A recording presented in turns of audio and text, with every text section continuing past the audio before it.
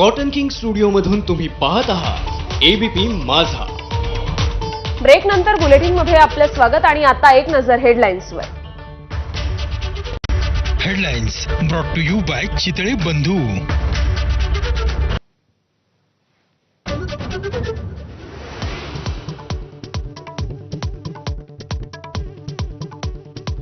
मीनाताईंच्या पुतळ्यावर रंग फेकणाऱ्या उपेंद्र पावसकरला अटक। पावसकरचे काका होते बाळासाहेबांचे अंगरक्षक। ठाकरे पिता पुत्र पावसकर कुटुंबाच्या संपत्तीच्या वादात हस्तक्षेप करत असल्याचा आरोप।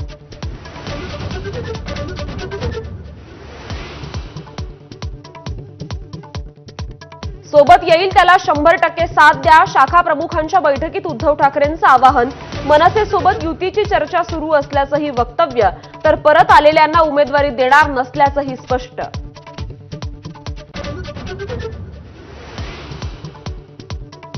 देशभरातील मराठा समाजाचं दिल्लीत अधिवेशन घेणार। मनोज जरांगेंची घोषणा। हैदराबाद आणि सातारा गॅझेटच्या अंमलबजावणीनं अधिवेशन लवकरच तारीख जाहीर करणार।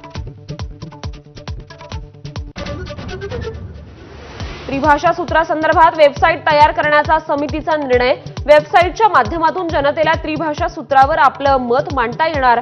समितीचे अध्यक्ष नरेंद्र जाधव यांची माहिती।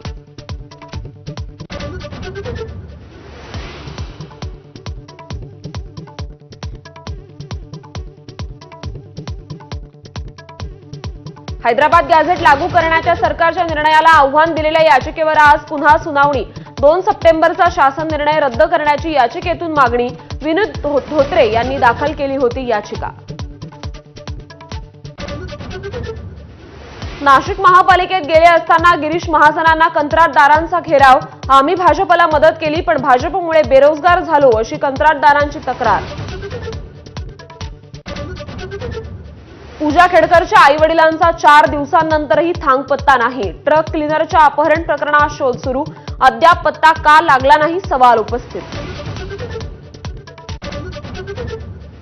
नागपूरच्या खापरखेड्यात 11 वर्षीय मुलाचं अपहरण करून हत्या।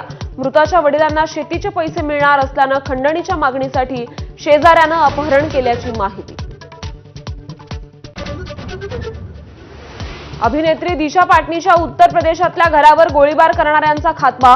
गाझियाबादमध्ये पोलिसांच्या एन्काउंटरमध्ये 2 हल्लेखोरांचा मृत्यू। ज्येष्ठ इतिहास संशोधक आणि शिवचरित्रकार गजानन भास्कर मेहेंदळे यांचं सायंकाळी हृदयविकाराच्या तीव्र झटक्यानं निधन। उद्या सकाळी पुण्यात अंत्यसंस्कार।